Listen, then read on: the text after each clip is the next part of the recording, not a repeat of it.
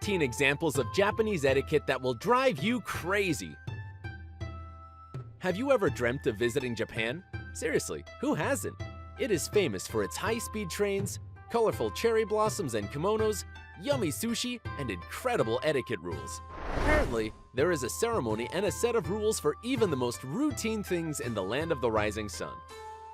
We've put together some mind-blowing rules of courtesy from Japan. Breaking them would seriously offend your Japanese friends or colleagues. From money envelopes to the degrees of bowing, make sure not to miss any of these. Number 15. Addressing people. To address people by name is not enough in Japan. Our usual Miss and Mr. last names won't work either. And even the respectful title, san, is only the tip of the iceberg. There are actually more appropriate suffixes for addressing or referring to different people. Kun, a less formal honorific than the neutral san. It approximately means friend. Chan, a diminutive suffix people mostly use for children, female family members, lovers, and close friends. Sama, the most respectful version, lord, honorable. It was used to refer to lords and deities. Nowadays, it's sometimes used to express sarcasm. We love this one, because who doesn't love sarcasm? Senpai is for addressing elder colleagues or schoolmates. Kohai is the opposite of senpai. Sensei, this one you probably know. It is used for addressing teachers, doctors, scientists, politicians, and other authority figures. Shi, for formal writing. Imagine mixing them up and referring to your Japanese boss with chan. Drama. Number 14. Exchanging business cards. When was the last time you gave someone a meishi? Oh, you have never ever.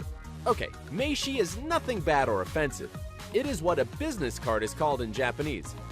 You just hand it out and say, "It was a pleasure meeting you," right? Not in Japan. Exchanging business cards is a whole ritual. Here's what you need to do. Make sure your card's front side is facing your counterpart. Offer it with both hands. If your rank is lower than your partner's, hold the card lower than they do. If you were given a business card, put it on a card holder and take a few seconds to look at it. Don't forget to bow. If you haven't got a card holder, it's a disaster. It's a far cry from what we have, just putting business cards in our pocket. Number 13. Giving praise. Imagine you are working at or with a Japanese company. One of your colleagues has done something outstanding. His or her ideas just helped the company make millions. Or maybe he or she worked day and night to finish that important project and meet the deadline. Would you say they did great in front of everyone else? Click like if so. Well, you could do that, but the person you describe as a bright mind and a very loyal professional would feel embarrassed. The Japanese believe that you can easily break a single arrow, but not 10 in a bundle. In other words, group solidarity is much more important than individual success to them. So if you want to give praise to someone, say their team did a great job. Number 12. Punctuality. Timekeeping means so much to the Japanese, they are surrounded by clocks.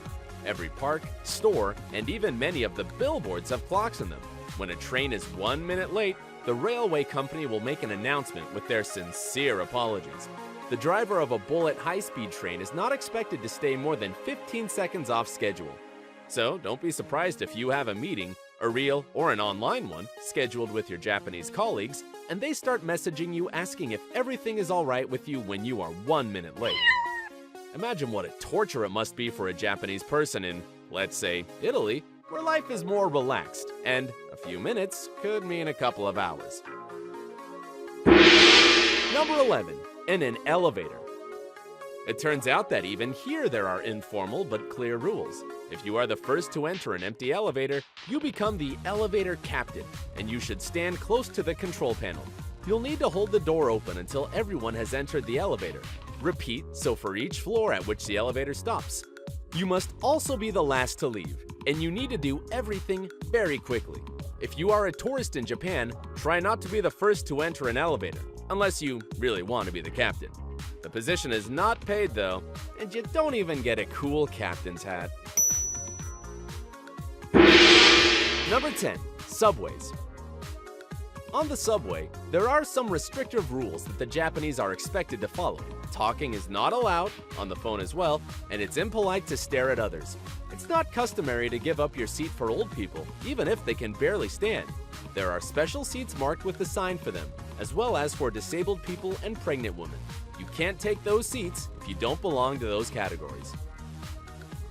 Number 9. Touching. In Japan, it's rude to look people in the eyes, let alone touch them. This country is not very large, so every Japanese person respects the personal space of others. If you visit Japan, don't touch people. Kissing in public will also give you quite a few angry looks. Before 1945, it even was considered a violation of public order.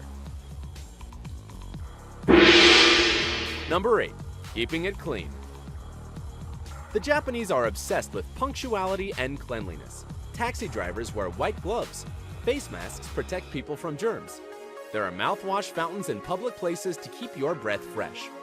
There are moist towels at every restaurant to keep your hands clean without touching any taps. If you visit a Japanese home, prepare to take your shoes off before you enter.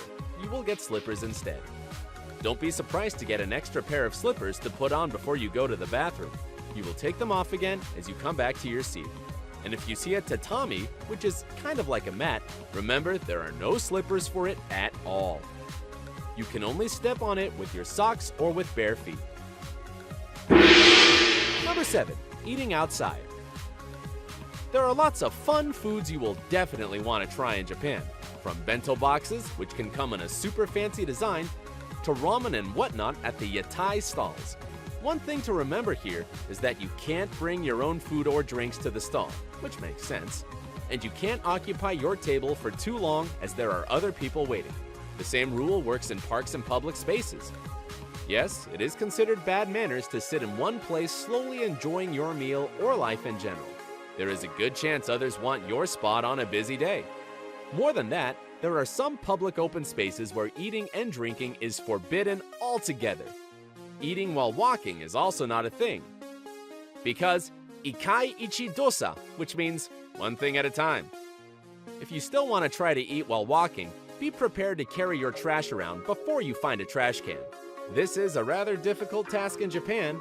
A lot of tourists fail at it and just litter all over the place, which is a no-no for the Japanese. Understandable, right? Number 6. Alcoholic drinks. When the Japanese drink, the social hierarchy totally breaks down, and they drink really heavily. A local professor can drink with his students, and they will then drag him home. An exemplary clerk who bows to his business partner during the day can get drunk at a karaoke bar and vomit on his suit. And this is normal. Interestingly enough, when they all sober up, they will behave just as if nothing happened. In Japan, what happens in a boozy session stays in a boozy session. Number 5. Money. The Japanese have a strange attitude toward money. For some reason, they are embarrassed to show it in public. Therefore, money envelopes decorated in a traditional manner are very popular here. And if you haven't got such an envelope, you'll have to wrap the money in a piece of paper before giving it to anyone. Of course, you don't need to do so at supermarkets, but you still have to consider this rule. You can't hand your money to the cashier, only put it in the cash tray.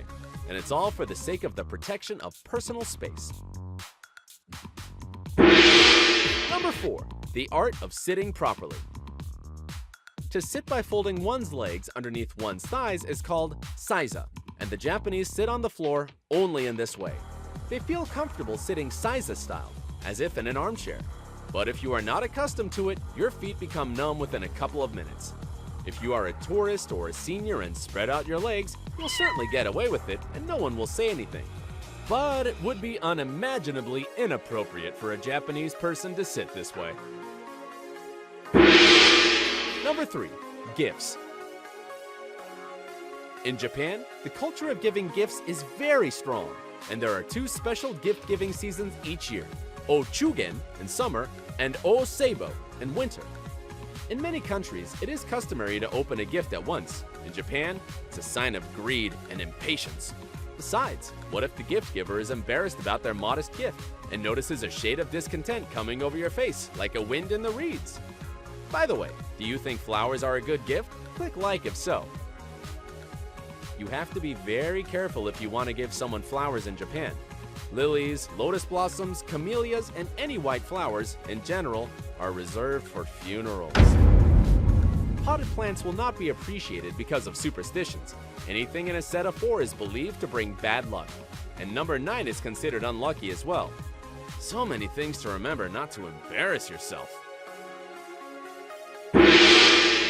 Number 2, bowing. The art of bowing is so important in this country that children learn it at an early age. Imagine this. There are many different ways to bow in Japan: standing, sitting, and female and male variants. Here are some of them. The greeting bow, eshaku, of 15 degrees is for people of equal business or social rank. The respectful bow, keirei, of 30 degrees is a bow for a teacher or a boss. The deeply reverent bow, saikare, of 45 degrees, should be used if you apologize or see the emperor. The begging for your life bow is probably only used nowadays if you have done something really terrible. Of course, foreigners are not expected to bow, but the Japanese will be pleased if you return a bow.